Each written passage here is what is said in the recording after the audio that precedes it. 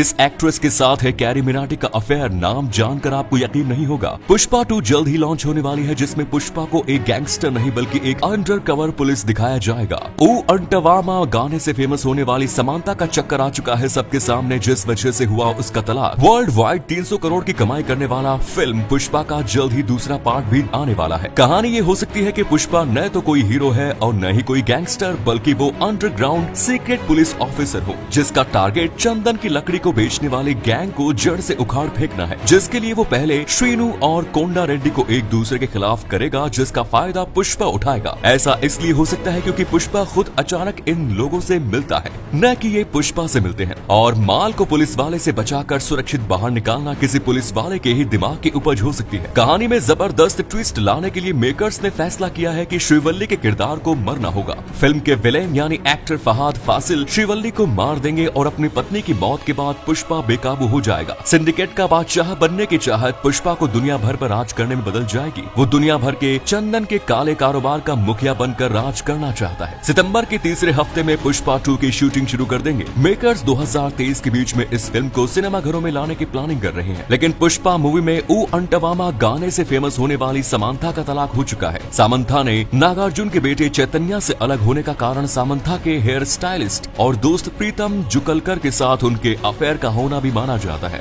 ऐसा कहा जाता है कि शादी से पहले भी दोनों काफी क्लोज थे और आगे भी ऐसे ही रहना चाहते हैं। इसके अलावा नागार्जुन और चैतन्या को शादी के बाद समांथा का बोल्ड फोटो शूट कराना और फिल्मों में काम करना पसंद नहीं था, जिसके कारण दोनों का तलाक हुआ। तलाक के बाद नागा चैतन्य की तरफ से मिलने वाली 200 करोड़ रुपए की भारी भरकम एलिमनी को भी समांथा ने ठुकरा दिया। इस जोड़ी ने साल 2017 में शादी की, लेकिन यूट्यूबर कैरी मिनाटी का कई लड़कियों के साथ चक्कर रह चुका है। 2017 से 2019 तक कैरी मिनाटी प्रीत रावत के साथ रिलेशनशिप में था, लेकिन ऐसा कहा जाता है कि प्रीत रावत उसके साथ सिर्फ इसलिए थी क्योंकि कैरी एक फेमस यूट्यूबर बनना जा रहा था और वो इसका फायदा उठाकर अपने आप को भी फेमस करना चाहती थी। लेकिन कुछ लोगों का कहना है कि प्रीत रावत ने कैरी को प्यार में धोखा दिया और उसे छोड़ दिया। लेकिन अमेरिका में पैदा हुई, अमेरिका में पढ़ी लिखी और वहीं पर रहने वाली भारतीय मूल की फाल्गुनी ठाकुर का नाम भी कैरी के साथ जुड़ा था। फाल्गुनी भी अमेरिका में एक यूट्यूबर है। इसका एक वीडियो कैरी ने रोस्ट किया था, जिसके बाद इन दोनों के अफेयर की खबरें उड़ी थी। हालांकि ये कितनी सच है ये कोई नहीं जानता। ऐसी ही एक टीवी एक्ट्रेस दीपा पंजाबी ने अपने और कैरी के रिलेशनशिप के बारे में बताते हुए वीडियो अपलोड किया, लेकिन इस पर किसी ने ध्यान नहीं दिया। लेकिन कैरी अब अवनीत कौर को डेट कर रहा है। TV child actress, TikTok star Avneet Kaur और यूट्यूबर कैरी मिनाटी के लिंकअप की खबरें खूब सनसनी मचा रही है। अवनीत कौर के एक इंस्टाग्राम पोस्ट ने इन अफवाहों को जन्म दिया है। दरअसल अवनीत कौर ने अपनी कुछ नई तस्वीरें शेयर की थी। इसके कैप्शन में एक्ट्रेस ने कैरी मिनाटी का जिक्र किया। कैरी मिनाटी का नाम कैप्शन में आते ही अफवाहें उड़नी शुरू हो गई। कैरी हर साल लगभग 30 करोड़ की कमाई करता है। इस पैसे को जमकर उड़ाता भी है। इसके पास 2 टोयोटा फॉर्च्यूनर गाड़ी है और फरीदाबाद में लाखों की कीमत वाला एक घर भी। इसके अलावा यूट्यूब से लाखों कमाने वाले ऐसे भी लोग हैं जो गजब की जिंदगी जी रहे हैं। यूट्यूब की दुनिया में सबसे अमीर टेक्निकल गुरुजी उर्फ गौरव चौधरी का नाम आता है। उनकी कुल संपत्ति करीब 356 करोड़ है। ये रहता संयुक्त अरब अमीरात में है, लेकिन है भारतीय। उन्हें फोर्ब्स इंडिया की अंडर 30 सूची में भी शामिल किया गया था। अमित भड़ाना की कुल संपत्ति लगभग 64 करोड़ रुपए है। उनके अभी 24 मिलियन सब्सक्राइबर हैं। आशीष चंचलानी के आशीष चंचलानी वाइन्स चैनल पर 28 मिलियन से अधिक सब्सक्राइबर हैं। उनकी कुल संपत्ति करीब 39 करोड़ है। कैरी मिनाटी उनके पास कुल 26 करोड़ रुपए की संपत्ति है।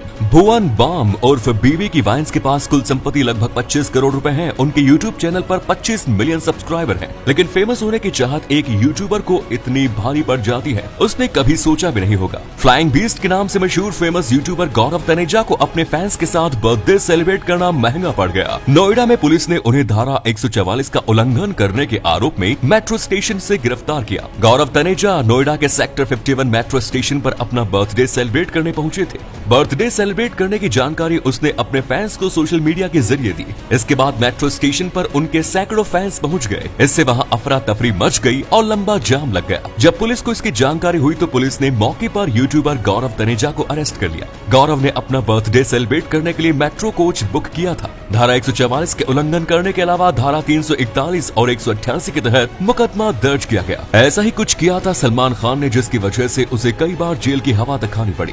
हिट एंड रन केस में सलमान खान 2002 में 18 दिन की सजा जेल में गुजार चुके हैं। फिल्म हम साथ साथ हैं की शूटिंग के दौरान एक काले हिरण को मारने के मामले में सलमान सहित फिल्म के दूसरे कलाकारों जैसे सैफ अली खान, तब्बू, करिश्मा कपूर और सोनाली बेंद्रे पर भी मामला दर्ज हुआ है। और इस केस में भी सजा के बाद जमानत मिलने तक सलमान 2006 में 10 अप्रैल से लेकर 13 अप्रैल तक जोधपुर जेल में रहे। चिंकारा की दुर्लभ प्रजाति के इस काले हिरण के शिकार मामले में उन्हें अगस्त 2007 में फिर से जेल में रहना पड़ा। इसके अलावा उन पर अवैध निर्माण और धोखाधड़ी का केस भी लगा था। इस केस में एक व्यक्ति ने सलमान की बीइंग ह्यूमन संस्था से जुड़ी एक दुकान से सोना खरीदा था, लेकिन जब वो उसे लेने गए तो वो दुकान ही वहाँ नहीं थी, जिससे उनका 3 करोड़ का चूना लगा। ऐसी ही हालत पतली हुई थी सुपर हीरो सीरीज की फिल्म बनाने वाली कंपनी मार्वल की। 1896 में मार्वल ग्रुप की शुरुआत हुई, लेकिन 1993 तक आते आते कंपनी की हालत खराब होने लगी और कंपनी ने 1996 में खुद को बैंकरप्ट घोषित करने का मन बना लिया। लेकिन इससे पहले फैंटास्टिक फोर और एक्स-मैन के हिट होने के बाद मार्वल ने स्टैनली से एक और सुपर हीरो की कहानी लिखने के लिए कहा, जिसके बाद उन्होंने स्पाइडरमैन की स्टोरी लिखी। पहले इस स्टोरी को बेकार बता दिया गया, लेकिन जब से मैगजीन में छपी तो इससे ये लोगों को पसंद आई और इस पर मूवी तक बनाई गई। स्पाइडरमैन, आयरन मैन जैसी फिल्में देने वाली वही कंपनी है जिसकी आप सुपर हिट फिल्में देखते हैं। लेकिन इस डूबती हुई कंपनी के नैया को पार लगाने के लिए सुपर हीरो के रूप में सामने आया कार्ल आइगहन।